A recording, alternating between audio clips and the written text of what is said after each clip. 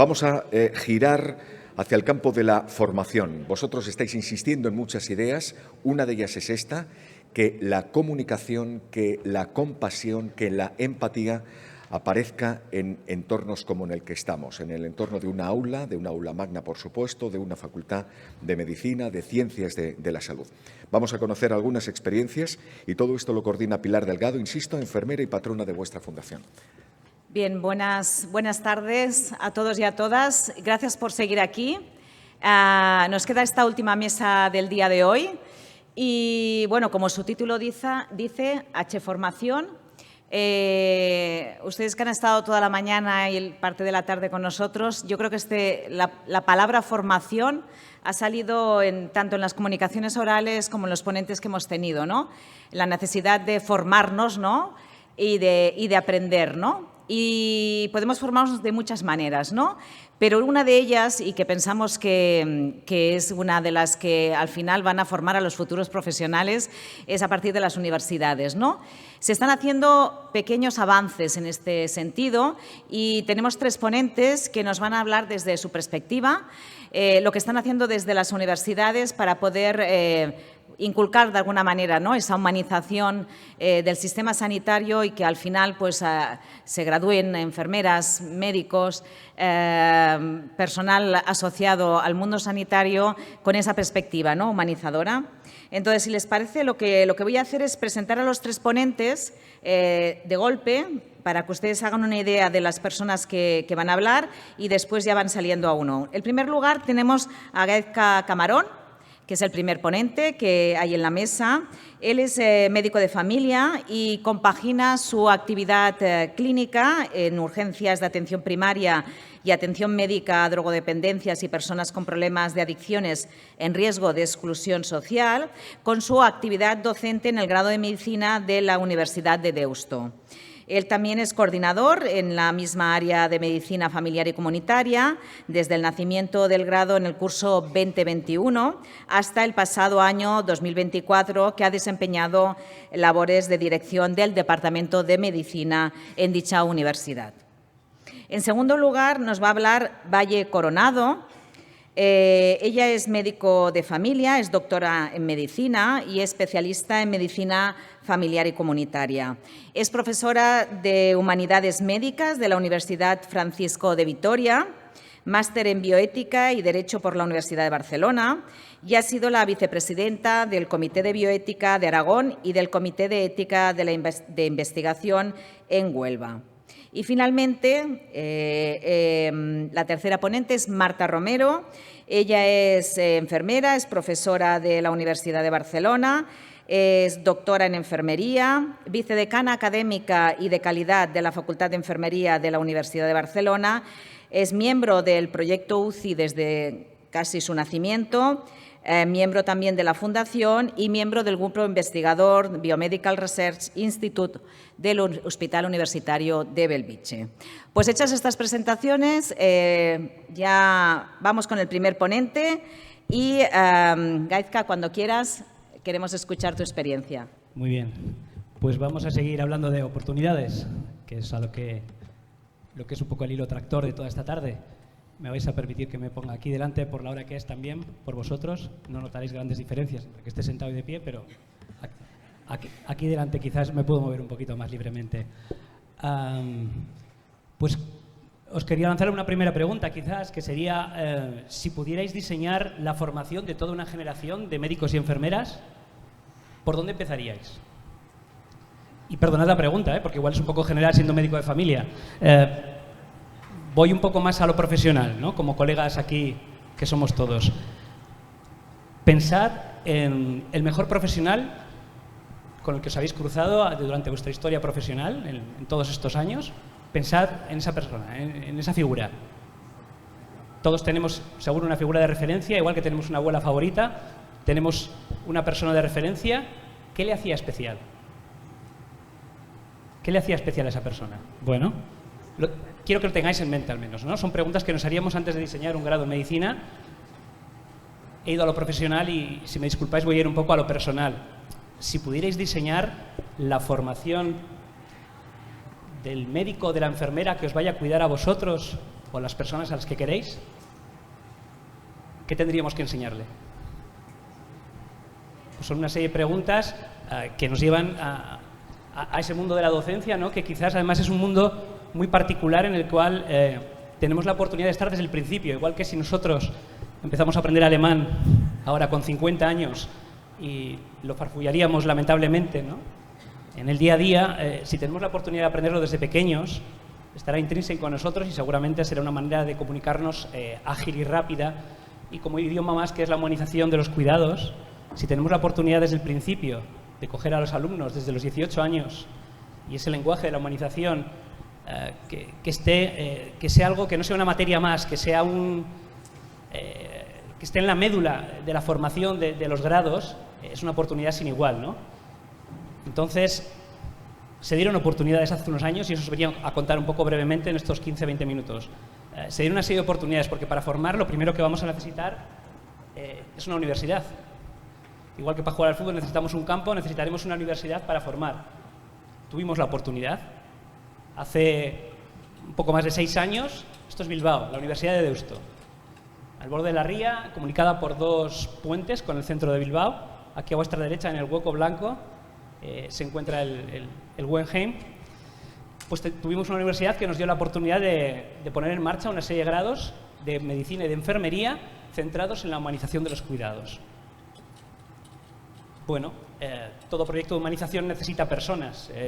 Llamadme loco, es así. Es decir, personas que inicien la humanización y a través de personas llegar a cuidar a personas. Pues se dieron las circunstancias. Tuvimos una universidad y tuvimos un rector que tenía sensibilidad en su momento, José María Guibert, que como no era médico, se puso en contacto con un médico que tuviera esa sensibilidad de cuidados, con Ander Urruticoetxea, oncólogo en ejercicio y director del Hospital Oncológico de Donosti, y le ofreció la posibilidad: tienes una universidad, tienes los medios, ¿por qué no ponemos en funcionamiento un grado en medicina y en enfermería que tenga como centro la humanización de los cuidados? Bueno, y nos pusimos a ello. Ander se pone en contacto conmigo, me dice: ¿me acompañas como médicos? Y estamos 2. Necesitamos 2 enfermeros también, 2 enfermeras. Nos pusimos en contacto con Carmele y con José Ramón. Y empezamos esta aventura 4. Yo os cuento un poco como un cuento. Empezamos 4 personas, a ver dónde hemos acabado, ¿no? Después de estos 5 años. Y, bueno, había que aterrizar esas ideas. Y no hay nada más poderoso. Os traigo aquí una cita de Víctor Hugo, que una idea a la que le ha llegado su momento. Y su momento tuvo unas circunstancias, unas personas, unas posibilidades de aterrizarla claramente y de poner un grado en enfermería y un grado en medicina que tuvieran como eje central la humanización de los cuidados. Bueno, la universidad nos pone una serie de condiciones. Nos dice, cuando nos vamos a centrar en el qué vamos a hacer, nos dice la universidad: aquí funcionamos por competencias, que son las capacidades que tienen que adquirir todos los estudiantes, ¿no?, para llegar a integrar esos conocimientos, esas habilidades, esas actitudes, esos valores en su profesión diaria, en su quehacer diario. Digamos que estas son las reglas del juego, ¿no? Tenemos el campo, la universidad, las personas. Y este es el qué, condiciones. Estas son las competencias. Nosotros, Ander y yo, les decimos: vale, condiciones nuestras. Un perfil profesional muy concreto queremos proponeros. No queremos hacer algo más. No queremos una nueva academia. Es decir, hay más de 45, con todos los respetos me refiero, no algo solamente académico. Hay ya 45, en aquel momento las había, facultades de medicina en España. Me voy a centrar un poquito en medicina. Carmela y Joserra podrían en su momento traer la experiencia del grado en enfermería, que os voy a dar unas pinceladas y ciertos datos al respecto, pero me voy a centrar un poco en el grado en medicina. Lo que queremos nosotros es acompañar a formar personas que desde su fragilidad, sin renunciar a un extenso conocimiento científico, técnico, no hay por qué renunciar, no es incompatible la capacitación técnica con la humana. Personas que, partiendo desde ese lugar, desde su propia fragilidad, se acerquen a la fragilidad del paciente y le alivien, le sanen, le acompañen y a veces le curen. Pero queremos que partan desde este sitio los estudiantes, desde su propia fragilidad.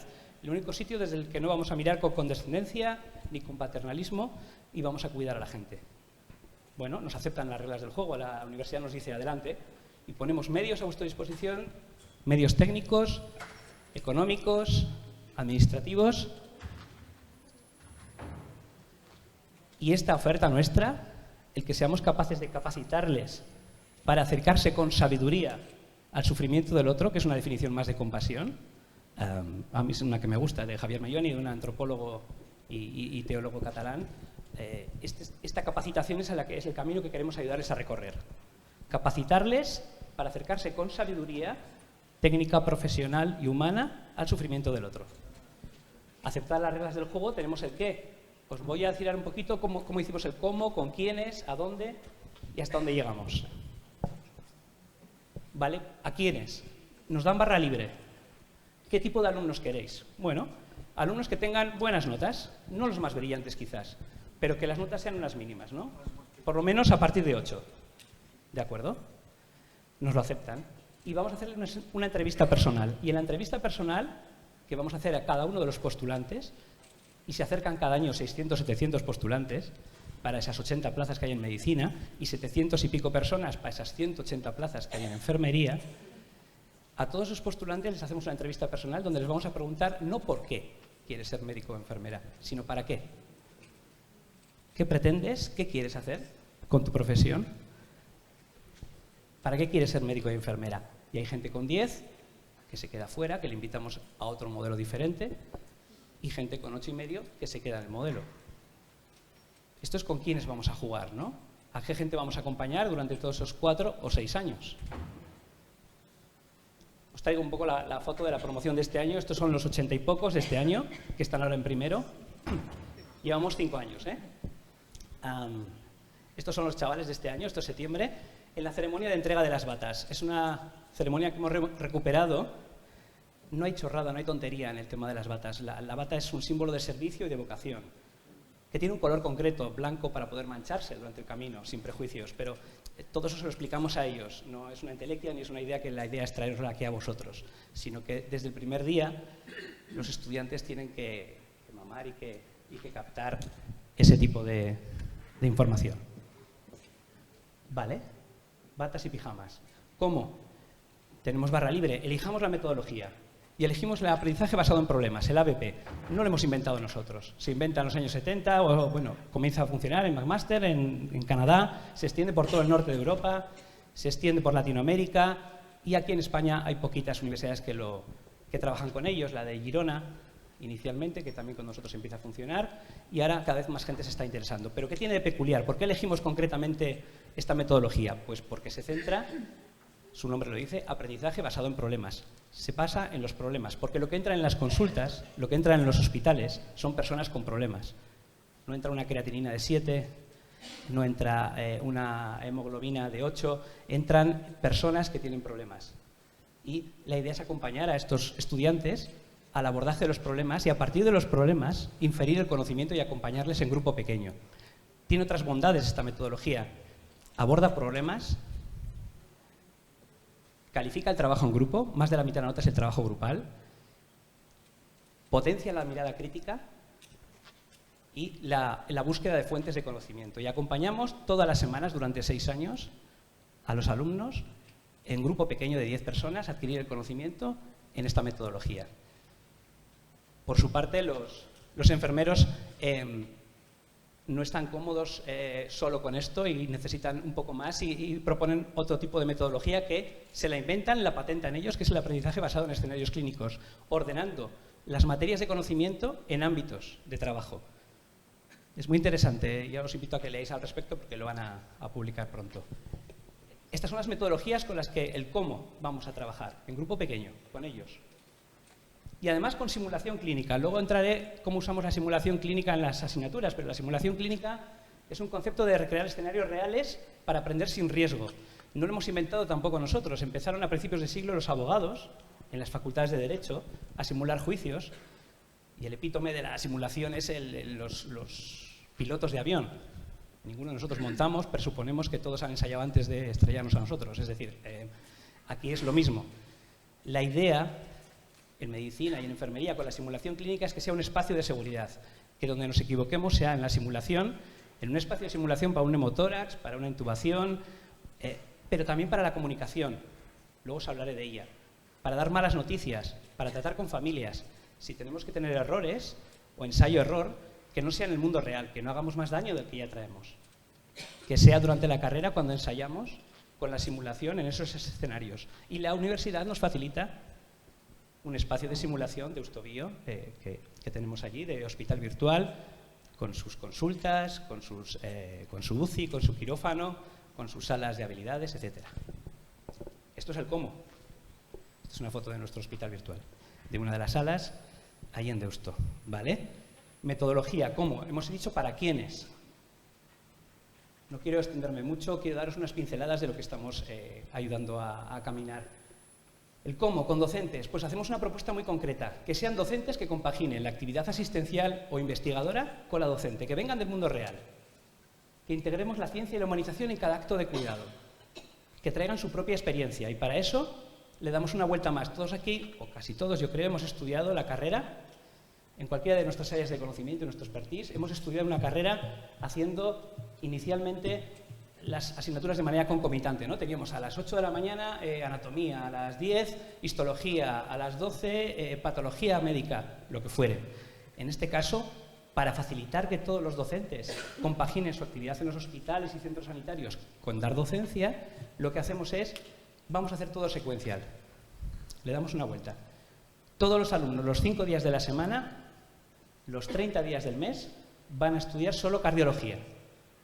Luego se examinarán, harán ginecología, se examinarán, harán otorrino, y así sucesivamente, de manera secuencial, pero facilita el aprendizaje basado en problemas, el abordar durante todo el mes o 2 meses esos problemas en clase, y facilitamos también a los profesionales que vengan y compaginen su actividad en los hospitales o centros sanitarios con venir a dar clase también a nuestra universidad.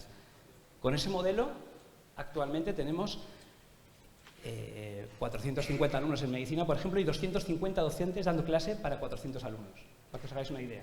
Porque como es en grupo pequeño, estamos gestionando 250 profesores de medicina para 400 y pico alumnos en 5º curso. Demos una vuelta a todo. Ya nos han dado barra libre, hemos venido a jugar. Las prácticas, porque nos preguntaron, el rector, ¿cómo creéis que hay que diseñar un grado en medicina? ¿Qué se necesita ahí fuera? ¿Cómo queréis diseñar un grado en enfermería? ¿Qué se necesita? ¿Cómo queréis hacerlo? ¿Cómo lo haríais vosotros si os dejamos barra libre? Bueno, vamos a darle una vuelta a las prácticas. Las prácticas en enfermería sí las hacen los 4 años, en medicina normalmente en 3º o 4º curso empezamos esas prácticas. No, aquí proponemos el contacto con la persona que viene con sufrimiento, con fragilidad, que sea desde primero. El contacto con las personas desde el inicio de la carrera. No tienen ni idea dónde está el astrágalo. Creen que el colédoco es un grupo de rock. No tienen ni idea el primero. Tienen 18 años. Pero tienen que tener contacto con personas que vienen con una necesidad de salud. Y tienen que saber qué es trabajar en equipo. Y ese contacto desde el comienzo. En primero de carrera ya empiezan las prácticas. Los 6 años de carrera, contacto con personas. Cambiamos, ¿no?, un poco la tostada. No es prácticas cuándo, sino contactos con personas cuándo. ¿Desde cuándo empezamos a cuidar? Y tenemos capacidad de cuidar, sin saber lo que es el colédoco. De tratar bien a la gente. De 3º a 6º, ¿no le vamos a dar vuelta? Sí, vamos a darle una vuelta. Que haya itinerarios obligatorios de cuidado. Que todos, y nos lo han comprado todo, así lo hemos propuesto, ¿no? Que todos tengan que pasar por servicios donde no curen, pero sí cuiden. Que todos tengan que pasar por cuidados paliativos, por geriatría, por rehabilitación, rehabilitación neurológica, rehabilitación cardiovascular, que tengan todos que cuidar en algún momento durante la carrera. Porque cuidar siempre es posible. Y además, démosle la oportunidad a los alumnos de conocer las diferentes realidades de cómo se cuida en el mundo. Facilitemos incluso con becas, que damos de 1.000 euros a cada uno, para que durante 2 meses, y eso lo facilita la metodología, porque cada asignatura igual, las prácticas se van 2 meses también de prácticas seguidos, se vayan a conocer cómo se cuida en el resto del mundo, cómo se hacen prácticas en cualquier sitio del mundo. Esta es la vuelta que le hemos dado a las prácticas, porque van a ser profesionales de la salud, gente que va a cuidar, profesionales para el mundo, enfermeros y médicos para el mundo. Pues esa es nuestra idea.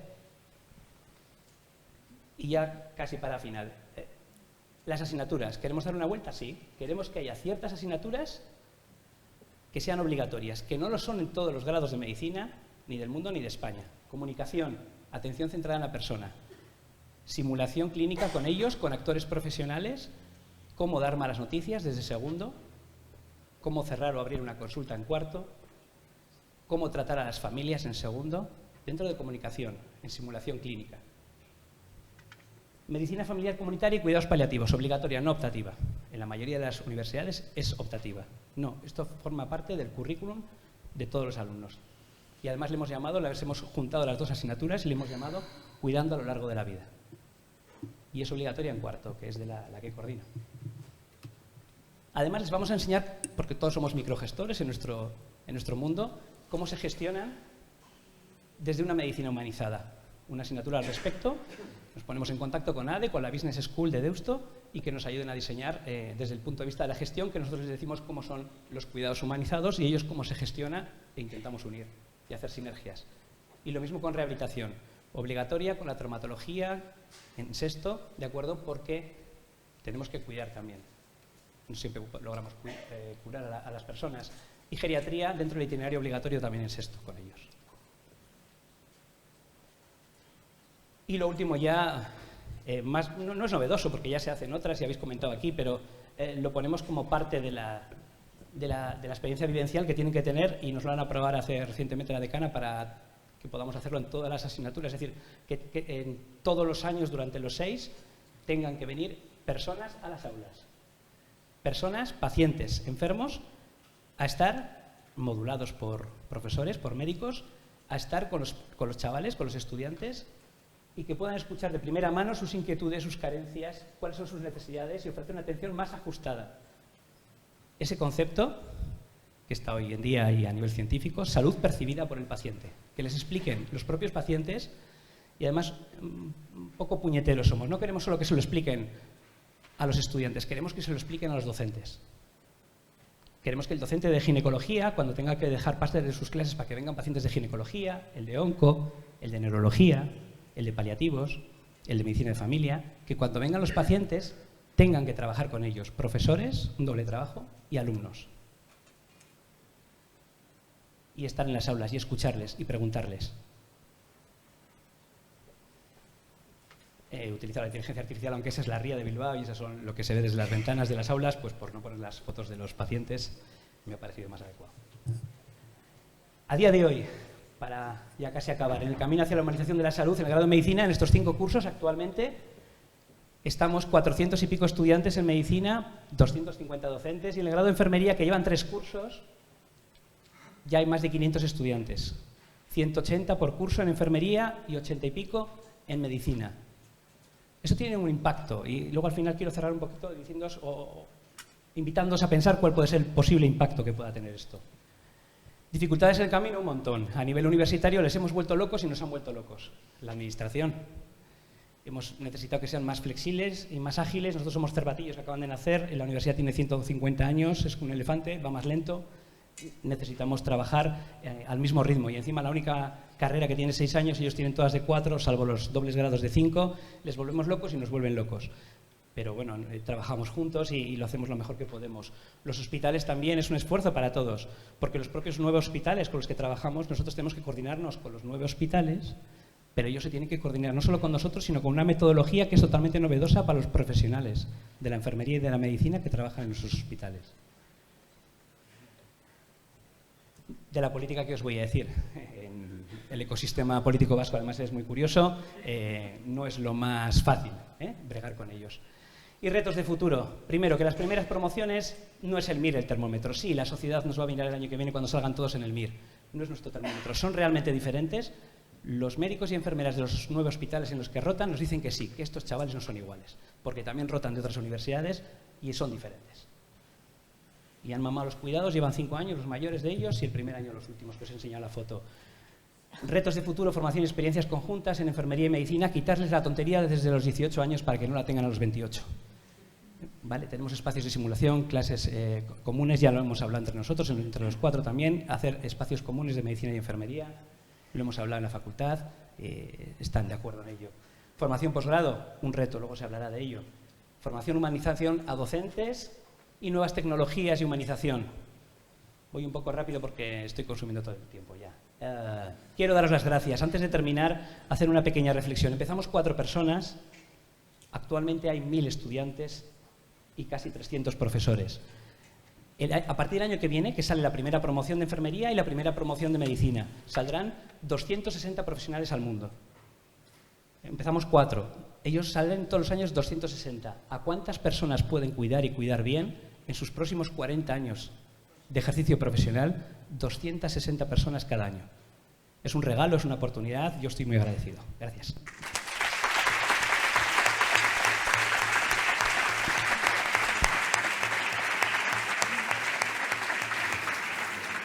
Muchas gracias, Gaizka Camarón. Yo espero que cuando acaben los grados continúen formándose, ¿eh? Sí, ahí no acabas. Vale, bien. Venga, pues ahora, Valle, cuando quieras, es tu turno.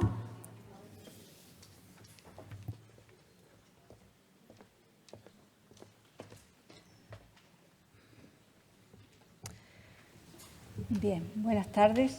En primer lugar, quiero agradecer a los organizadores del Congreso por dar la oportunidad para contar aquí la experiencia de la Universidad Francisco de Vitoria de Madrid en su formación de pregrado y excusar la presencia del decano, que por motivos ajenos a su voluntad no puede estar esta tarde entre vosotros. Yo voy a contar pues, cómo organizamos la estructura curricular de las humanidades médicas en la Universidad Francisco de Vitoria. Bien, hace ya casi 50 años que Anthony Moore introdujo, un cirujano australiano curiosamente un cirujano, introdujo las humanidades médicas en la formación de la medicina y definió las humanidades médicas como el ámbito interdisciplinar en el que convergen las ciencias humanas, las artes aplicadas a la enseñanza de la medicina. En España, en el siglo XX, tenemos una larga tradición de médicos humanistas, Laín Entralgo, Gregorio Marañón, que consiguieron integrar lo que es la persona, la biografía de las personas y su componente emocional en la práctica de la medicina.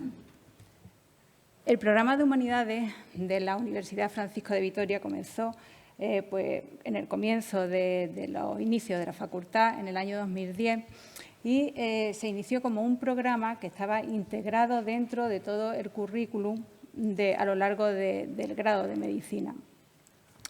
Este programa forma parte de lo que es la estructura educativa, la estructura pedagógica y didáctica de la Universidad Francisco de Vitoria, que está recogida en un documento, el documento de Formar para Transformar en Comunidad, que es como la guía, la misión de la Universidad Francisco de Vitoria. En este documento, como os digo, se recoge lo que es el modelo educativo, el modelo, el plan, la misión de la UFV, el modelo pedagógico, el didáctico y el curricular, en el que se desarrolla toda la enseñanza y toda la educación dentro de la universidad. El modelo educativo, o sea, la misión de la UFV, fijaros que está centrada en la persona. O sea, la centralidad en la persona es el primer pilar dentro de la Universidad Francisco de Vitoria, dentro de su modelo educativo. Luego también está en la parte de centralidad en la persona, pero como persona que se relaciona con otras personas y que es necesario que esa relación esté integrada en una comunidad. O sea, somos comunidad. La Universidad Francisco de Vitoria tiene como pilar la comunidad. La búsqueda de la verdad, del bien y de la belleza. También la formación integral. Consideramos que es necesario una integralidad de la ciencia, evitar la fragmentación de la ciencia y considerar que estamos formando personas en toda su integralidad. Esta síntesis de saberes debe de estar al servicio del bien común y del acompañamiento tanto de las personas como de las personas dentro de la comunidad. El modelo pedagógico tiene como pedagogía la pedagogía del encuentro con la realidad. En nuestra pedagogía, en nuestra enseñanza, queremos que los estudiantes se formen no al margen de la realidad, sino junto y con la realidad, tanto estudiantes como profesores. Y tratamos 3 dimensiones. Las dimensiones del despertar el interés del estudiante, del descubrir juntos, descubrir estudiantes y profesores cuáles los conocimientos y los valores que esos estudiantes precisan aprender y apoyarnos en la decisión o en las decisiones que deben de tomar las personas cuando terminan y ya son profesionales. El modelo didáctico concede un especial interés a lo que es la metodología activa experiencial. Es nuestra metodología de enseñanza a lo largo de todo lo que son humanidades en todas las carreras que se realizan, porque no solo se hace en medicina, sino también se hace en todas las carreras, todos los grados que se estudian en la Universidad Francisco de Vitoria. Y el modelo curricular considera que es imprescindible las asignaturas humanísticas y las prácticas sociales, las prácticas de voluntariado. Es un ámbito muy importante que desarrollamos dentro de la Universidad Francisco de Vitoria. El proyecto educativo de la Facultad de Medicina, en concreto, y ya bajo el paraguas de lo que es la teoría del formar para transformar en la Universidad Francisco de Vitoria, este proyecto educativo de la Facultad de Medicina se ha visto plasmado e integrado en un documento que se llama Medicina centrada en las personas. Esta medicina centrada en la persona utiliza lo que es integrar el concepto de la integración de una medicina de un alto nivel científico y tecnológico que está apoyada en la mayor evidencia disponible, que además está proporcionada e impartida por médicos con una formación humanística y con competencias humanísticas y comprometidos en proporcionar un trato éticamente adecuado y confiable. El punto de partida de la Universidad Francisco de Vitoria lo podemos situar en el año 2010-2011. En ese momento iniciamos unos grupos focales para conocer entre los alumnos de quinto de medicina, para conocer qué opinaban ellos sobre lo que es para ellos o lo que hacíamos en aquel momento en humanidades médicas. Y las respuestas fueron variadas, pero en general los alumnos no entendían muy bien para qué servía eso de las humanidades médicas. No lo entendían, veían que había poca opción de diálogo, que había demasiados criterios impositivos o impuestos por parte de los profesores, que había poca utilidad, no le veían utilidad en aquellos momentos a la enseñanza de las humanidades médicas. Y también entendían que era difícil integrar las humanidades médicas en un contexto de alta presión como es el que ejercemos y el que hacemos como médicos durante la práctica clínica.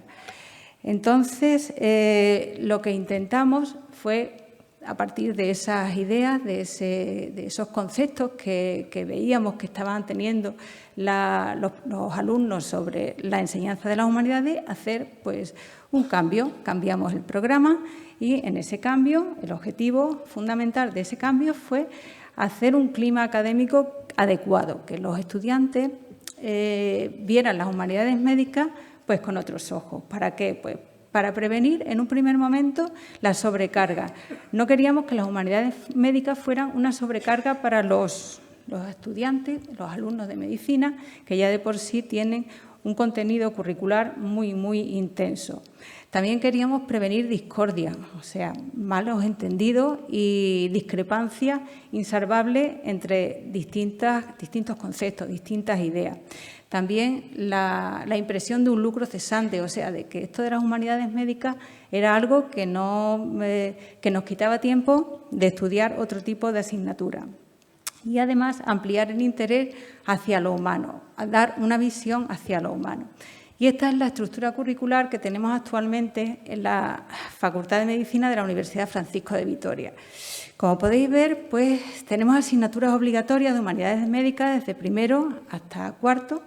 En primero de medicina se da epistemología y antropología 1, en humanidades médicas 2, antropología 2 y ética fundamental. En humanidades médicas 3 ya damos ética profesional, humanidades médicas 4, bioética. Luego, aparte de eso, las asignaturas obligatorias de historia de la medicina, de psicología, de medicina legal y luego asignaturas que son optativas, como por ejemplo la ciencia, fe y razón, que es una asignatura optativa que damos en sexto de medicina, y algunas actividades formativas complementarias. Para nosotros esas actividades formativas complementarias son muy interesantes, son optativas, pero nos permiten desarrollar toda esa actividad experiencial que forma parte de la metodología docente de la UFV.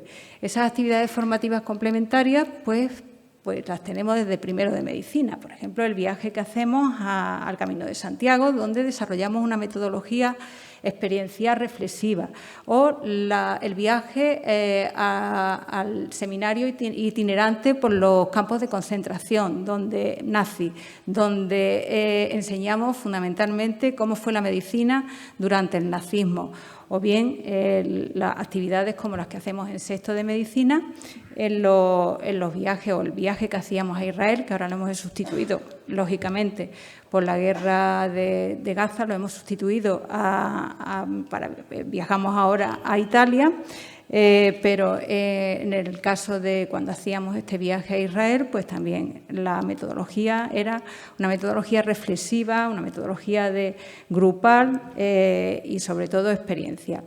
Bien, pues este es el esquema actual. Aparte también tenemos asignaturas de habilidades y competencias personales que las desarrollamos durante las mentorías y asignaturas de comunicación clínica en métodos clínicos tanto en segundo como en tercero de medicina. ¿Y por qué hicimos este cambio? Bueno, el por qué es porque habíamos tenido un feedback de los estudiantes negativos sobre cómo estábamos enseñando las humanidades médicas y para hacer este cambio en el desarrollo curricular nos basamos en la teoría del aprendizaje de los adultos. Los adultos aprenden porque, quieren conocer el por qué aprender, el para qué aprender y el cómo aprender. O sea, quieren saber que ellos aprenden o quieren entender que aprenden pues para solucionar problemas de su vida diaria. Y quieren conocer que ese aprendizaje es útil también. ¿Para qué? Pues para aplicar ese aprendizaje en su vida diaria, en los problemas que tienen que resolver a lo largo del tiempo. Y, por último, pues ¿cómo lo aprenden? Pues la mejor forma de aprender para los adultos es un aprendizaje dialógico, un aprendizaje activo de participación. Y así fue como diseñamos este nuevo currículum que os acabo de presentar. ¿Por qué entonces hay que aprender las humanidades médicas? Bueno, pues por varias razones. En primer lugar, porque los médicos tratan personas que tienen pues historias personales, que tienen emociones, que tienen dignidad y, por lo tanto, eso nos permitió diseñar dentro del currículum pues asignaturas como la de antropología o asignaturas como medicina, o sea, humanidades médicas 2 o incluso las actividades formativas complementarias como los viajes que os acabo de comentar. Otra razón es porque a lo largo de su profesión van a enfrentar dilemas éticos y se van a enfrentar también al sufrimiento y a la muerte de las personas. Todo esto no se aprende con la ciencia, hay que aprenderlo de otra forma. Por eso nosotros enseñamos también ética, deontología, enseñamos bioética durante las distintas asignaturas que damos a lo largo de todo el grado. Otra razón es porque los estudiantes de medicina necesitan formarse como profesionales reflexivos, empáticos, compasivos. Y por eso nosotros enseñamos también narrativa, comunicación clínica, arte, humanidades médicas 2, 3 y los congresos como, por ejemplo, el Patient Experience, que es un congreso que organizamos anualmente y donde invitamos a pacientes a contar sus experiencias y hay un diálogo y hay una relación directa entre pacientes y estudiantes y resulta muy, muy importante. Y, por último, también porque los médicos tenemos que ser críticos. Tenemos que ser críticos con el poder legislativo, con el poder judicial, también tenemos que ser críticos con el poder político y con el poder mediático. Y por eso nosotros enseñamos pues, epistemología, historia de la medicina. Y también es muy útil para aprender a ser críticos esos viajes que hacemos como los seminarios itinerantes a Alemania, a los campos de concentración. ¿Y para qué aprender las humanidades médicas? Pues las humanidades médicas, aprenderlas ¿para qué? Para cuidarnos como profesionales, el cuidado y la evitación del desgaste emocional, de la deshumanización, para evitar que nos convirtamos en profesionales sin humanidad, deshumanizados. Y también porque necesitamos tomar decisiones prudentes, decisiones no solo correctas desde el punto de vista científico, sino también prudentes y certeras y humanas, pensando en las personas a las cuales vamos a tratar. Por eso enseñamos eso, antropología, ética y también espiritualidad en la asignatura optativa de Ciencia, Fe y Razón. ¿Cómo las aprendemos? Pues las aprendemos a partir de resultados de aprendizaje, no desde objetivos de aprendizaje. Nosotros entendemos que la mejor forma de enseñar las humanidades médicas es definiendo una serie de resultados de aprendizaje que son aquellas declaraciones que queremos que el estudiante comprenda, que conozca y que además pueda poner en práctica al final de su periodo de aprendizaje. Y los métodos de enseñanza que solemos y que hacemos habitualmente son, pues eso, un aprendizaje activo experiencial, grupal e individual, o bien el aprendizaje activo reflexivo, o bien un aprendizaje como, por ejemplo, el aprendizaje teórico, cuando hay que hacerlo, ¿no? Historia de la medicina, epistemología, que son componentes, son asignaturas con un aprendizaje muy teórico, pero fundamentalmente es un aprendizaje experiencial, un aprendizaje activo en el cual el alumno participa junto con el profesor en configurar y en determinar cuáles son estos resultados de aprendizaje. ¿Y cómo estructuramos las clases? Las clases las estructuramos desde estas tres dimensiones. O sea, comenzamos la clase con un descubrir, con un asombro, o sea, con un despertar del alumno, despertar el asombro, la pregunta. Siempre ponemos pues algún caso clínico que tiene algún conflicto ético detrás. Utilizamos también el despertar, o sea, a partir el descubrir a partir del interés que se despierta en el alumno sobre ese tema concreto, ver cuáles son sus necesidades de conocimiento y, por último, le ayudamos a decidir. ¿Por qué utilizamos este modelo? Pues porque pone la experiencia del alumno por delante de cualquier cosa. El alumno se siente activo, con un papel activo en el conocimiento, porque favorece también ese pensamiento crítico y reflexivo y promueve una formación activa, como os acabo de decir. Pues sí, pues comenzamos así las clases con un despertar, presentando pues un caso, un vídeo, algo relacionado con el tema en concreto que vayamos a impartir, y de esta forma conseguimos que el alumno empiece pues a interesarse por el tema en concreto, no se despiste, sino que se pueda integrar directamente ya en la clase desde un primer momento, y lo hacemos pues eso a través de vídeos, a través de casos clínicos. A continuación, en la fase o la dimensión del descubrir, nosotros vemos qué necesidades tiene el alumno, cuáles son sus necesidades, a partir de las preguntas que hacemos, y lo hacemos pues eso, con esa metodología experiencial, donde tanto el profesor como el alumno van buscando y va encontrando cuáles son esas necesidades de conocimiento. Se llama o llamamos aprendizaje por descubrimiento, o sea, es como un aprendizaje muy socrático, un aprendizaje enseñanza muy socrático. Nosotros preguntamos, el alumno se integra en la materia que estemos dando y a partir de ahí llegamos a los conocimientos que se adquieren mucho mejor que si son transmitidos de forma unidireccional por parte del profesor. Y la última fase, la fase de descubrir, pues si hemos puesto un caso clínico o un caso con un problema ético al comienzo de la clase, en esta última fase nuestro objetivo es que el alumno se implique, que el alumno llegue después de un proceso reflexivo, individual o grupal, a dar una respuesta a ese caso en relación a los conocimientos que ha ido adquiriendo durante la clase. ¿Cómo evaluamos las humanidades? Bueno, pues la evaluación de las humanidades la hacemos pues, de forma transparente, ¿no? Les comentamos qué les vamos a decir, qué les vamos a preguntar, cómo van a ser los exámenes.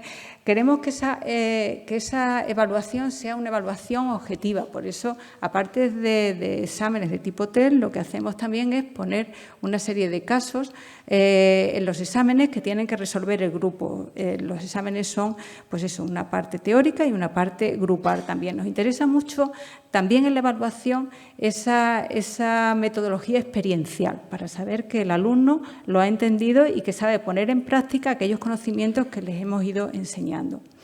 La evaluación también es coherente con los resultados de aprendizaje. O sea, si hemos definido unos resultados de aprendizaje, la evaluación va en ese sentido. Está ajustada a eso que nosotros llamamos situación de excelencia, pero de relax. No queremos que las clases de humanidades sean clases estresantes, donde tienen que aprender multitud de conocimientos, como pueden ser las clases de anatomía, sino que sean clases más relajadas, donde se dé pie al diálogo y a la deliberación conjunta entre profesores y estudiantes.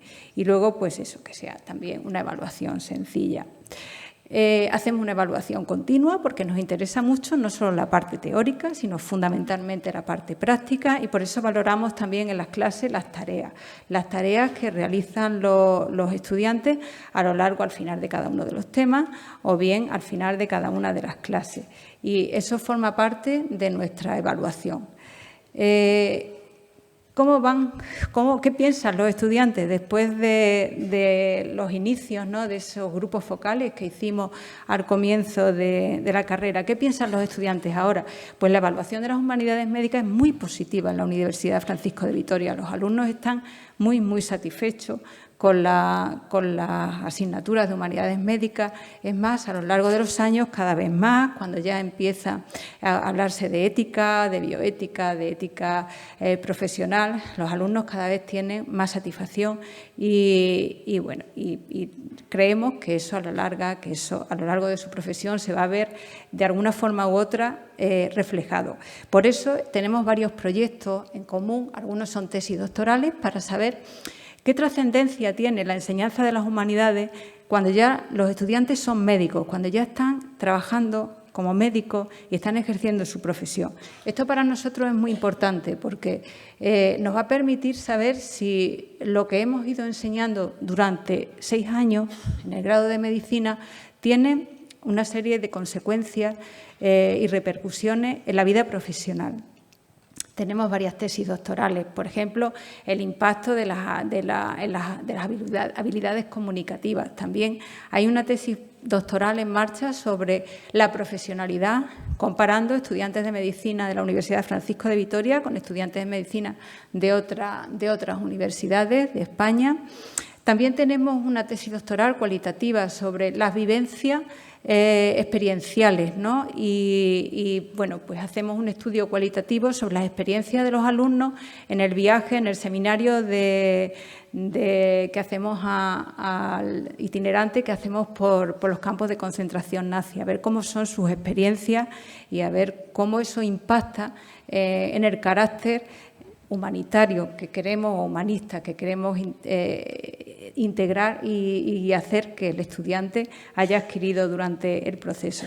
Y también tenemos un proyecto que es un proyecto de innovación docente que estoy dirigiendo yo para ver cómo evaluar las humanidades médicas, porque a pesar de que lo tenemos así estructurado, a nivel internacional todavía sigue siendo un problema la evaluación real de las humanidades médicas, porque es muy difícil no solo evaluar los conocimientos teóricos, que son relativamente fáciles de evaluar, sino otros conocimientos, otras habilidades, otras competencias, otras capacidades que se adquieren durante la enseñanza de las humanidades y que tenemos dificultades para medir exactamente cuáles son las consecuencias de esta enseñanza, que son precisamente las que más nos interesan como profesores de la UFV. Así que nada, muchas gracias por vuestra atención.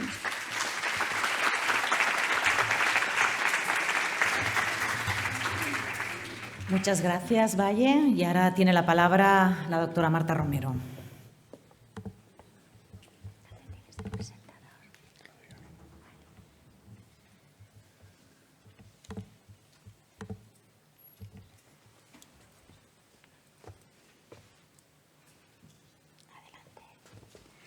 Hola, buenas tardes. ¿Qué hacemos aquí, sentados? Deseando de salir, pero me ha tocado hablar. Seré breve, seré concisa e intentaré ir al grano, aunque si me dejan un poquito más de tiempo tengo más cosas que contar. Bueno, lo primero que quiero hacer es agradecer al Comité Científico del Congreso por la oportunidad que me ha dado de formar parte de esta mesa redonda relacionada con la formación. En 2014 nació Proyecto UCI de manos de Gabriel Heras y desde entonces un equipo interdisciplinar de profesionales, médicos, enfermeras, psicólogos, informáticos, arquitectos, ingenieros, pacientes y familiares se unieron para desarrollar, un proyecto de investigación para la humanización de las unidades de cuidados intensivos, Proyecto UCI. Y se inicia aquí un viaje apasionante, tanto para los profesionales que formábamos parte de este equipo, como para quienes este trabajo iba dirigido. Se define un plan con 3 líneas de investigación, centrada en las personas, pacientes, familias y profesionales, con un único lema. Si fuéramos capaces de centrar todas nuestras acciones en la dignidad de las personas, posiblemente los sistemas sanitarios serían un poquito diferentes. Desde nuestro punto de vista, no podemos hablar de humanización si no tenemos en cuenta las opiniones y necesidades de todos los agentes implicados, la voz de los protagonistas. Y para ello, simplemente les tenemos que colocar en el lugar de esta gran pasarela por donde habitualmente muchos de nosotros habíamos o seguimos transitando.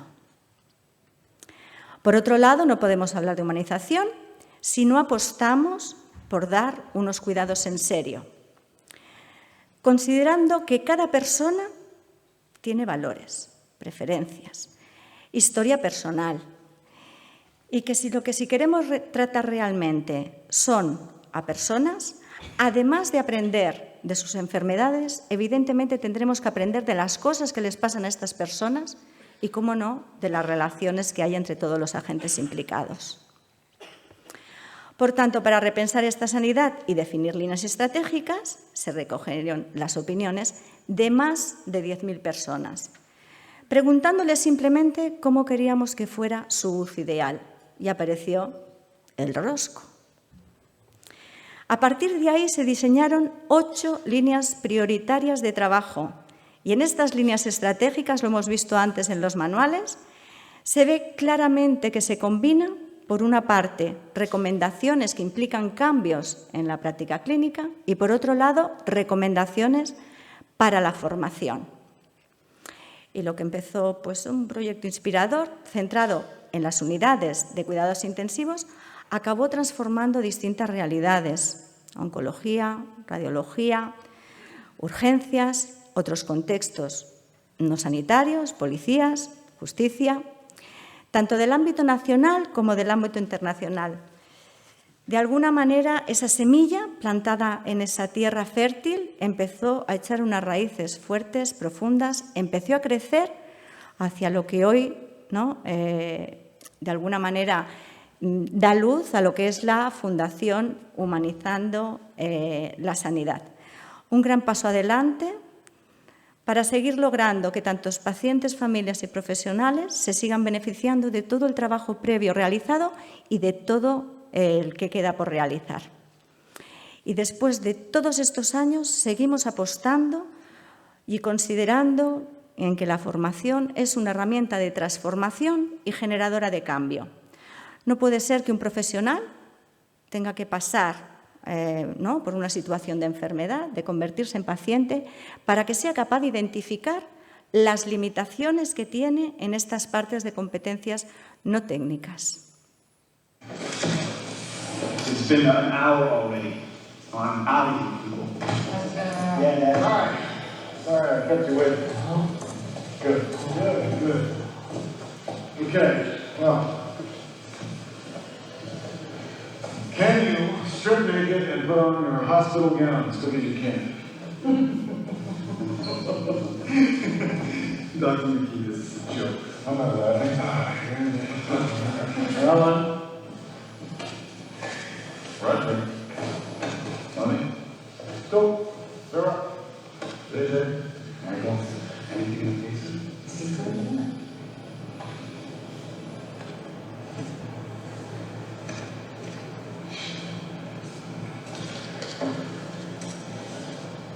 Doctors, you have spent a lot of time learning the Latin names for diseases your patients might have. Now it's time to learn something simpler about them. Patients have their own name. Sarah. Now, Jack. They feel frightened, embarrassed, and vulnerable, and they feel sick. Most of all, they want to get better. Because of that,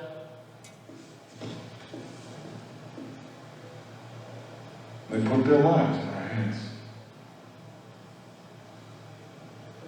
I could try to explain what that means until I'm blue in the face, but you know something, it wouldn't mean a thing. And sure as hell never did to me. So, for the next 72 hours, you'll each be allocated a particular disease. You'll sleep in hospital beds, eat hospital food. Hospital food. Be given all the appropriate tests. Tests you will one day prescribe. You are no longer doctors, you are hospital patients.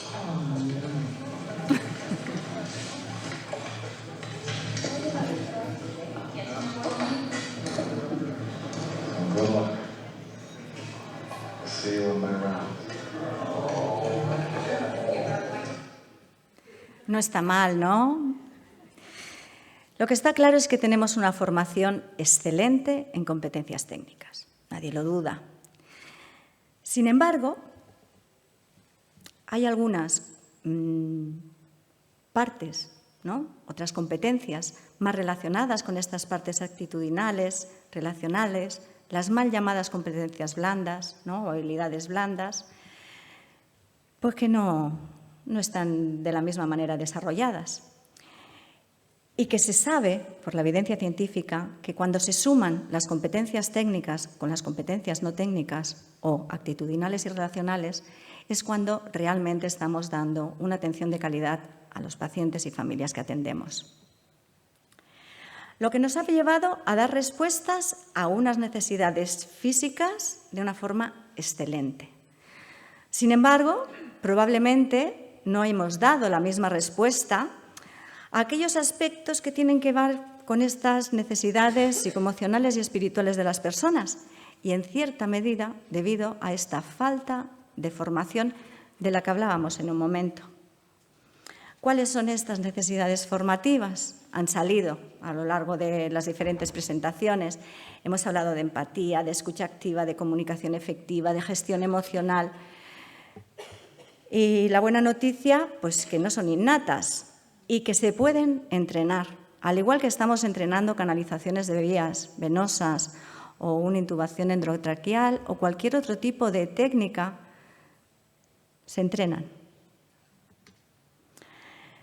Y lo que está claro es que no deberíamos pasar de los pasillos de las universidades a transitar los pasillos de los hospitales sin haber conseguido estas competencias adecuadas para desarrollar determinadas facetas de nuestra profesión. Y evidentemente Gaizka y Valle están iniciando, están haciendo los pinitos necesarios para que esta formación cambie, pero queda mucho por hacer. De alguna manera, desgraciadamente, nos estamos lanzando esta práctica profesional con unas limitaciones grandes. ¿Y quién mejor que Enric Benito, en un tema muy concreto relacionado con la atención a la muerte, para ilustrarnos cómo esta falta de formación nos puede llevar a desenlaces horribles? Y decía, fijaros, las facultades de medicina y las escuelas de enfermería también seguramente es como si, imagínate una escuela que enseña a pilotar aviones a unos aviadores. Y les enseñan cómo funciona el avión, el mecanismo, el motor, cómo despegar, cómo volar, cómo pasar a través del océano, pasar las tormentas, o sea, un montón de ciencia sobre cómo manejar un avión y llevar. Pero tienen la suposición de que nunca se acabará el viaje. Entonces a los pilotos no les enseñan a aterrizar. Entonces te vas con un piloto de estos y cuando lleva un tiempo se está acabando la gasolina y el avión ves que ya no va. Entonces sale el piloto con el paracaídas y dice de nosotros no nos encargamos de aterrizar, y se va. ¡Wow! Claro, todos los aterrizajes son un desastre. Y la imagen que tiene la gente es que aterrizar es jodidísimo. Porque claro, aquí no hay nadie que me ayude. Lo siento, pero es así. Es decir, hasta que hace unos años, pues ese examen se le ocurrió empezar con paliativos y hay una gente rara en medicina, que somos los de paliativos, que nos encargamos de ayudar a aterrizar. ¿Verdad? Pues eso es el problema que hemos tenido, es que al no acercarnos a aprender de esto, seguimos, porque no olvidéis que los médicos, las enfermeras que no han hecho un proceso personal, tienen tanto miedo a morir como vosotros.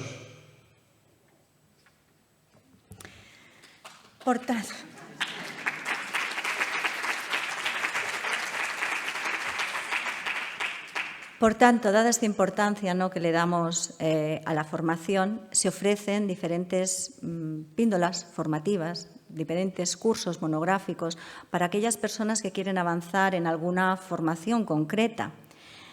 Pero para aquellas personas así valientes y que necesitan profundizar o quieren hacer una formación más avanzada, lo que proponemos es un máster de formación permanente.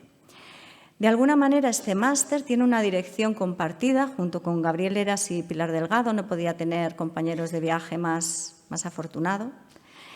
Y de alguna manera se realiza en la Universidad de Barcelona, que tampoco es por azar. La Universidad de Barcelona es una universidad de prestigio.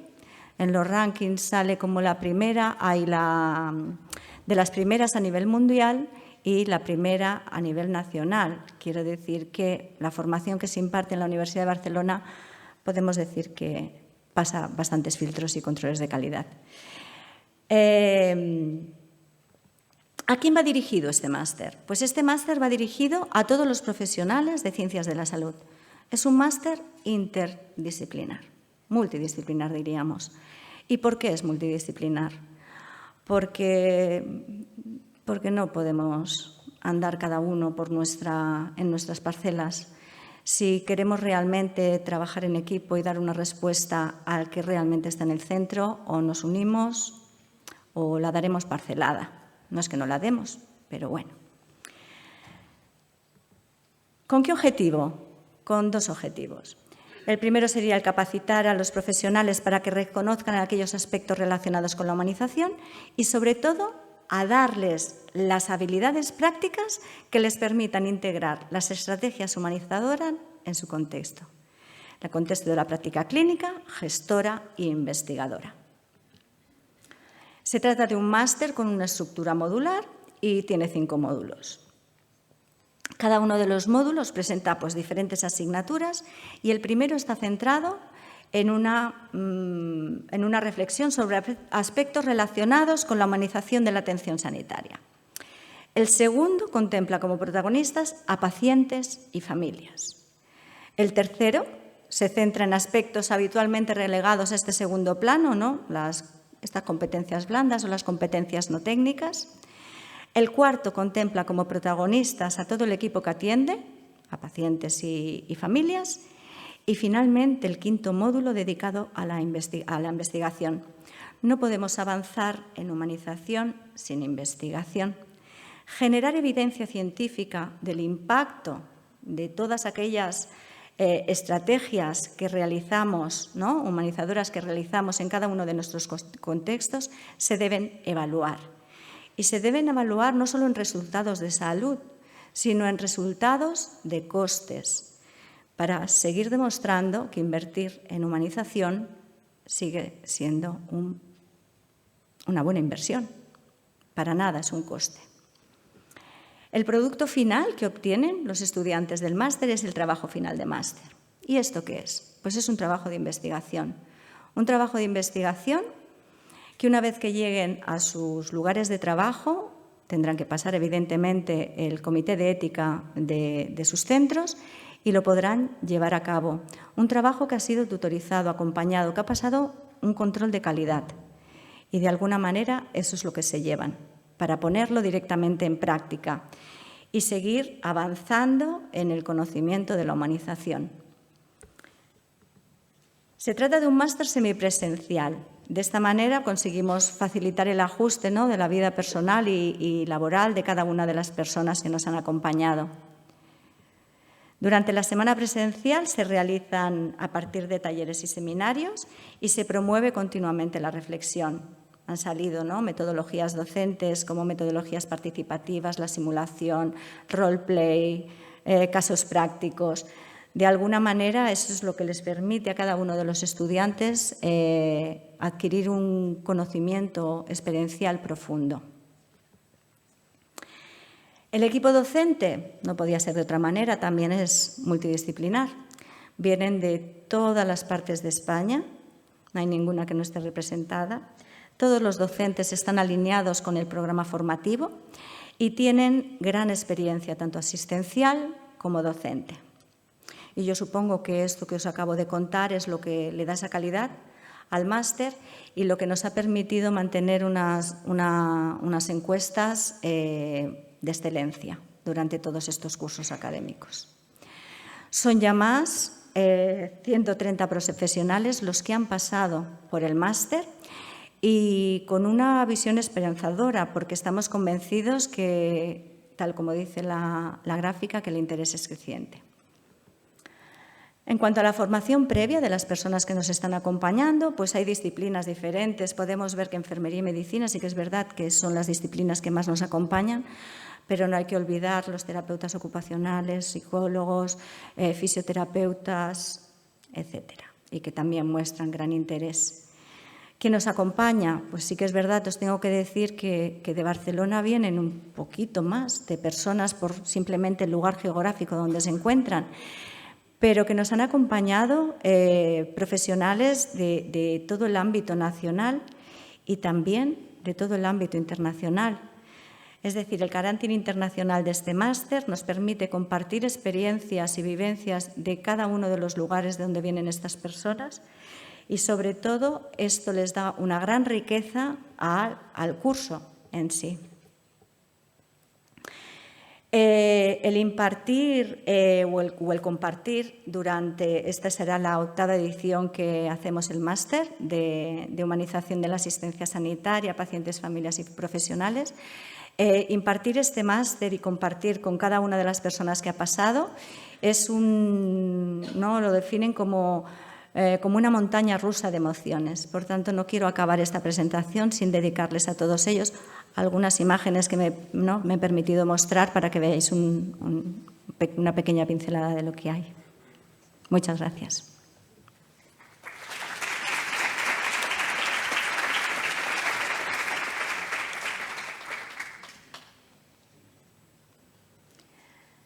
Me ha faltado la música de ese esmero.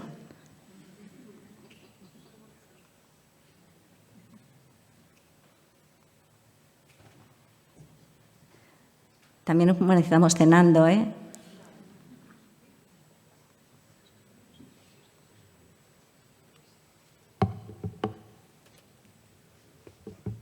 Muchas gracias.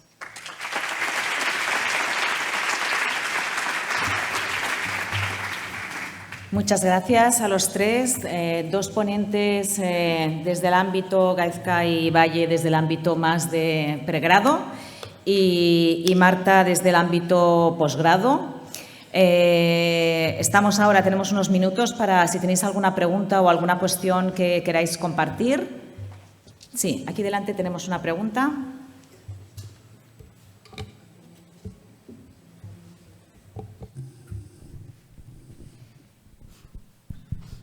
Buenas tardes. Yo quería preguntar a los ponentes de pregrado si todos los que hemos trabajado en hospitales y demás, hemos podido observar cómo los estudiantes de cualquier categoría profesional, en concreto medicina y enfermería, uniéndose a los grupos de tutores, hacen un aprendizaje vicario y muchas veces asumen comportamientos, conductas, incluso posturas de los líderes, ¿no? Los líderes formales, jefes de servicio, supervisores, que a veces no son prácticas humanizadas.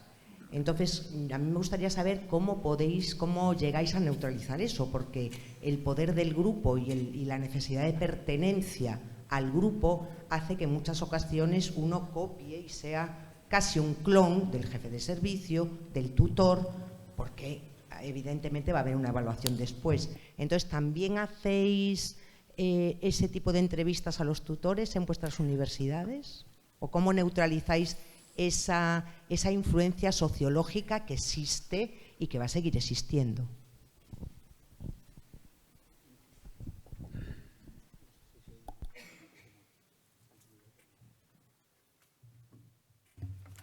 Sí. Hola, buenas tardes. Muchas gracias. Detectado ese problema, efectivamente, al menos en la Universidad de Deusto, claro, se han juntado el hambre y las ganas de comer. Una universidad con ganas de hacer agentes de transformación con gente que quiere transformar. Y objetivamos eso porque trabajamos en el mundo real. Y entonces se quiere neutralizar primero con otro segundo tutor que está elegido ad hoc para que desde dentro de la universidad, que es un médico que no es de esos 9 centros de donde rotan, que sí que efectivamente pueda compartir en una tutorización personal y grupal, en pequeño grupo, con los alumnos lo que ven, para que también puedan hacer lo que dices tú, saber a quién quieren parecerse y a quién no, ¿no? Como modelos. Por otro lado, el modelo de humanización, como comentaban en retos, de humanización de los propios docentes. En esos docentes no son solo los intra que dan docencia en la universidad, sino también de los docentes, considerando docencia la práctica. Si no, va a ser muy perverso llevarles a un mundo real donde sabemos que no es todo pequeño pony, es decir, que ahí ven un montón de prácticas que no tienen que ver con un trato centrado en el paciente, y entonces ese doble filtro desde uno interno y desde un proceso de humanización mantenido en los tutores hospitalarios también. Valle, no sé si.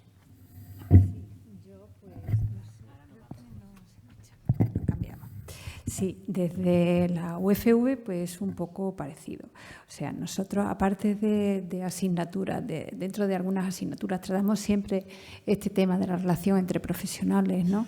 Y tocamos temas de este tipo relacionados con esa enseñanza que viene posterior, ¿no?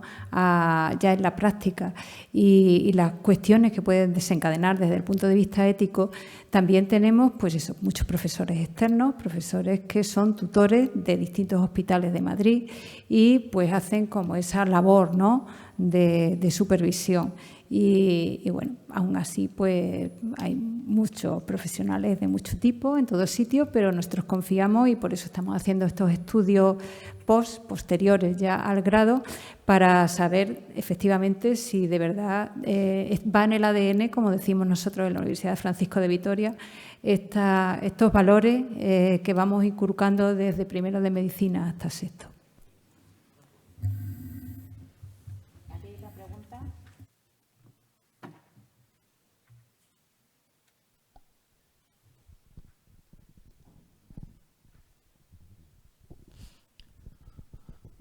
Hola, buenas tardes. Enhorabuena a los 3 ponentes. Yo no es que quiera hacer de abogado del diablo, pero es que no me queda más remedio. Vamos a ver.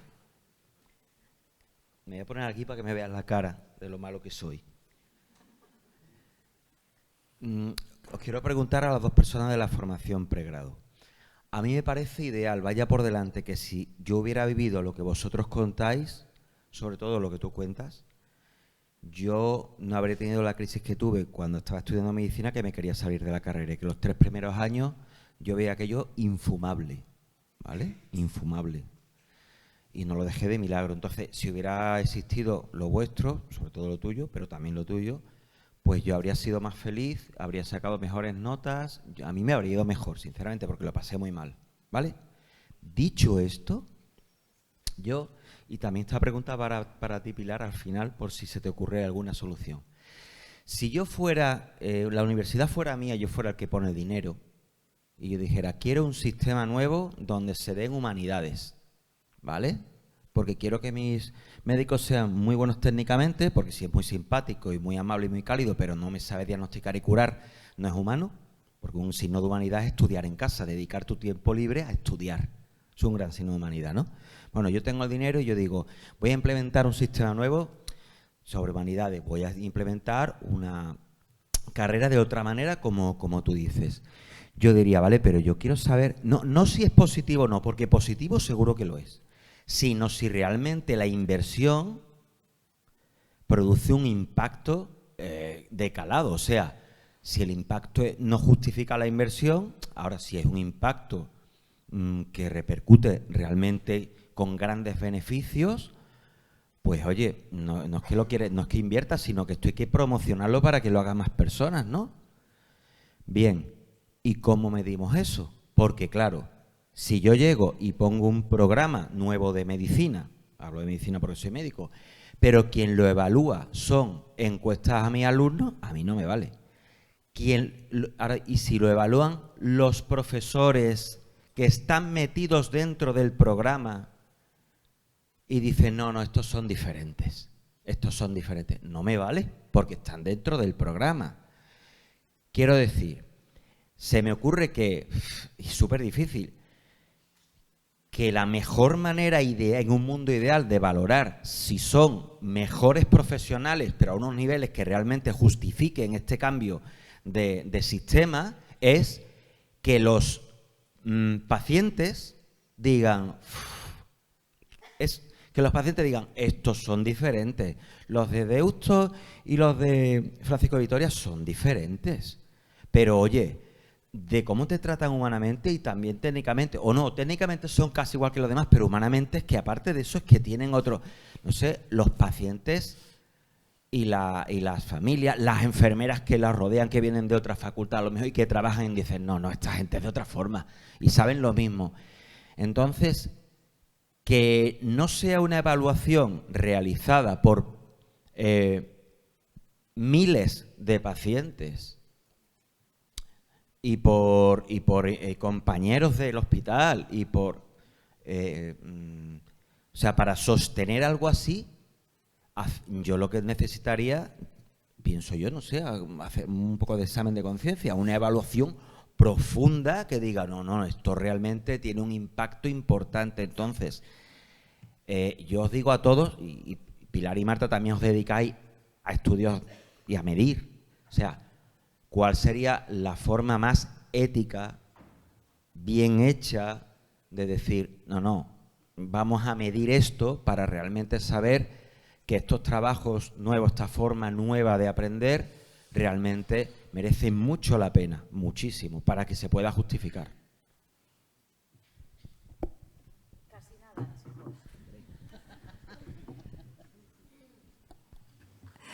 Muchas gracias. La verdad es que estas preguntas merecen, ¿eh? Bien, a ver, nosotros estamos muy preocupados por eso, hasta el punto de que tenemos, como he comentado al final, varios proyectos. Uno es una tesis independiente en la cual estamos validando un cuestionario de profesionalismo, un cuestionario que no estaba validado en español, estaba validado en castellano, y que vamos a utilizar y estamos utilizando ya para medir el profesionalismo de nuestros alumnos, los alumnos de la UFV, en comparación con alumnos de otras facultades de España. Entonces, yo creo que eso es un paso interesante porque el profesionalismo tiene muchas dimensiones. La dimensión científica, pero la dimensión humana, que es lo que nos interesa a nosotros medir, la empatía, la relación con los pacientes, la comunicación con los pacientes, o sea, son todos distintas dimensiones de lo que entendemos nosotros por humanidades médicas, y nos parece que un cuestionario validado que ya se está utilizando, se ha utilizado en otros países desde hace ya varios años y que no está aún utilizado ni validado en castellano, nos parece un paso importante. Quizás sea pues eso, un paso intermedio, y posteriormente habrá que seguir haciendo estudios a lo mejor a gran escala con ciudadanos, con pacientes, con personas que acuden a estos profesionales, pero yo creo que la forma de comparar qué se hace en la UFV en humanidades médicas, por ejemplo, con otras universidades españolas donde no está estructurado un programa de este tipo, puede haber otros, pero diferentes.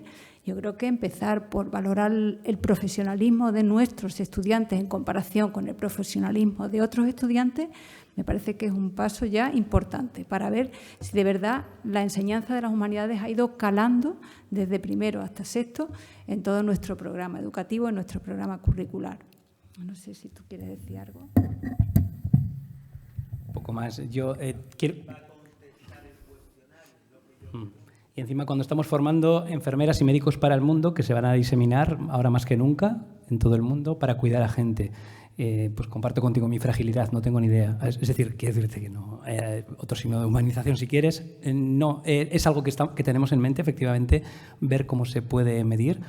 Más allá del autocuidado, que sí que pueden ser los receptores, los propios profesionales, pero no, cómo han cuidado en su trayectoria profesional. Nosotros todavía no tenemos la primera cohorte, que es el año que viene, pero sí que estamos dándole vueltas al respecto, ¿no? Igual que podría decir, bueno, en este caso Marta o Pilar, ver cuál es el impacto de la formación posgrado, ¿no?, en la humanización, en la atención sanitaria a la hora de cuidar de esos pacientes, de esos profesionales frente a los que no han recibido esa formación de máster. Tanto a nivel de posgrado como de pregrado tenemos que caminar para medir, seguro. No tengo la respuesta, ¿eh? Solo comentar que ese cuestionario se le pasa a los compañeros de los residentes, lo vamos a hacer en residentes que estén haciendo distintas especialidades y lo vamos a pasar a compañeros de los residentes, a tutores de los residentes en los distintos hospitales y a pacientes que son atendidos por estos residentes. O sea, yo creo que tienen una visión casi 360 sobre, bueno, pues la asistencia que se presta por parte de estos residentes, estos profesionales. Perdona, Maricruz, no, solo añadir que yo creo que en todas las comunidades autónomas y en los diferentes países debe haber encuestas que se preguntan a los egresados y sobre todo se preguntan a los ocupadores. O sea, donde nuestros estudiantes van a hacer prácticas, los ocupadores que les llamamos reciben, ¿no?, pues unas encuestas, ¿no?, que están centralizadas en las diferentes comunidades autónomas y les preguntan, ¿no?, qué tal ven a nuestros estudiantes una vez que entran al mundo laboral, ¿no? Y ese es uno de los indicadores que nosotros utilizamos mucho en la universidad, ¿no? Y vamos evaluando, cada 3 años se hace esta encuesta y nos da mucha información, por ejemplo, si detectan que hay competencias transversales que no se han trabajado suficientemente durante el grado. Y eso nos permite a nosotros modificar los planes de estudio y incorporarlas. Por lo tanto, es un indicador indirecto de cuál es el perfil de nuestro egresado dentro del sistema sanitario una vez que empieza a trabajar. Tenemos otra pregunta, Maricruz, después había otra detrás y otra por aquí. La verdad es que la pregunta me la ha quitado José Carlos, pero creo que, o sea, también quería un poco ilustrar, porque para mí esta es una de las principales preguntas, ¿no?, de los programas formativos, cómo evaluamos el impacto y además es una necesidad. Y bueno, yo creo que tenemos algunas experiencias que tendríamos que intentar trasladar realmente a nuestros programas educativos. Y es el modelo de Kirkpatrick, y está perfectamente definido los diferentes niveles de formación, qué es lo que tienes que medir. Muchas veces nos quedamos en la satisfacción de los programas formativos, que es el nivel básico y es el más fácil de hacer, pero hay que progresar y el medir las competencias in situ sería el segundo nivel. El tercero, ver lo que pasa en la práctica clínica, ya es más difícil porque se nos han dispersado los estudiantes, pero hay experiencias y hay publicaciones que permiten medir si ese profesional que se ha entrenado en un determinado momento en un ámbito de trabajo cumple esos estándares que se tenían que haber adquirido. Y luego incluso medir los resultados, que es lo que nos interesa, y se miden en algunos programas, por ejemplo, pues el número de reclamaciones que tienen los ginecólogos o el resultado incluso en el impacto sobre el paciente. Hay experiencias, pero son muy difíciles de trasladar, pero ahora mismo recientemente la Sociedad Española de Intensivos ha hecho un estudio clínico, un ensayo clínico en el que ha comparado profesionales que se han formado con simulación clínica y los que no, y bueno, se ha llegado al nivel 2,5, que es medir las competencias con una ECOE, con simulación clínica, que precisamente se hizo en la Francisco de Vitoria. Quiero decir que es muy difícil llegar al nivel 4, pero es obligatorio planteárnoslo, porque si no, desde luego, yo conozco a los alumnos, en este caso, de la Francisco de Vitoria, porque soy profesora, y veo que se adquieren determinadas competencias, pero no sé qué impacto tienen realmente en la práctica clínica, con lo que es obligado investigar sobre ello, y la verdad es que es muy interesante que se haga, pero tenemos que realmente considerar que ese es un área de investigación necesaria, porque si no nos quedamos en teoría, ¿no? Aunque a veces nos exigimos más nosotros, ¿no?, que en otros ámbitos. Sabemos que seguro que ha de ser bueno.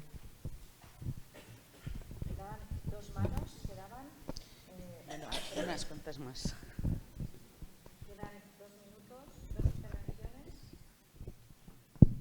Hola, felicitaros por vuestras presentaciones. Y yo, cuando estaba escuchando, yo creo que hay un elemento que puede favorecer el seguimiento de este tipo de formación, que es preguntarle a los pacientes, el tema de la experiencia de los pacientes y el tema de los resultados de los pacientes. En Estados Unidos, que el contexto evidentemente es diferente, el 10 o 12% de Medicaid y Medicaid que le dan a los hospitales viene en relación a la valoración que hacen los pacientes de las organizaciones. Entonces, tal vez eso sea un camino que permita establecer líneas entre lo que es una formación, que entiendo que es fantástica y que da respuesta a lo que es la experiencia del paciente. A lo mejor en el contexto español es un poco más complejo, pero en Estados Unidos este tema de la experiencia del paciente y dar respuesta a las necesidades de los pacientes desde esa perspectiva de la experiencia del paciente, midiendo su experiencia y que va retribuido, pues entiendo que puede establecerse una línea interesante. Ya está. Gracias.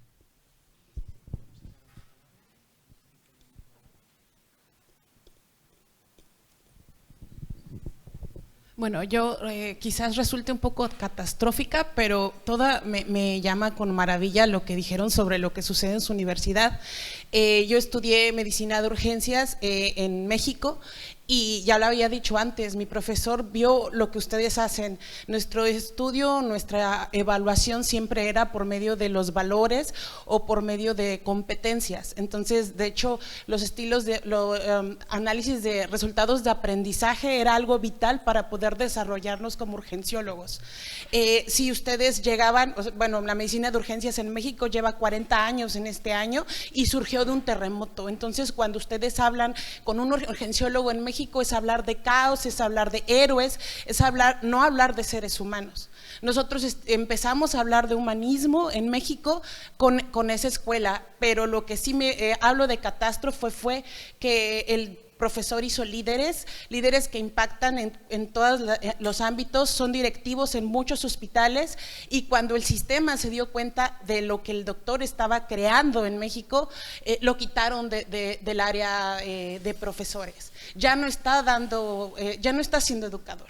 O sea, yo al menos todos los sábados voy y hablo con él porque es algo que me llena, pero sí veo con agrado de que hay un mexicano que aprendió el máster en humanización, pero la verdad es que alguien difícilmente podría llegar a venir a estos cursos porque es un gasto tremendo para nosotros al estar en un ámbito público. Quizás en hospitales particulares o hijos de médicos podrían llegar aquí, pero la verdad es que la única inspiración fue ese profesor y me impacta mucho porque fueron 10 años de ese tipo de educación y actualmente ya no existe, porque un ser humano que tiene pensamiento crítico y que opina y que ama y que cambia el mundo no es aceptado, al menos en un país como el que estoy.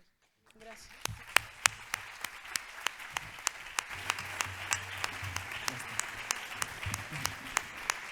Vale, antes de cerrar esta mesa, me han dicho desde la organización que por favor que no se levante nadie.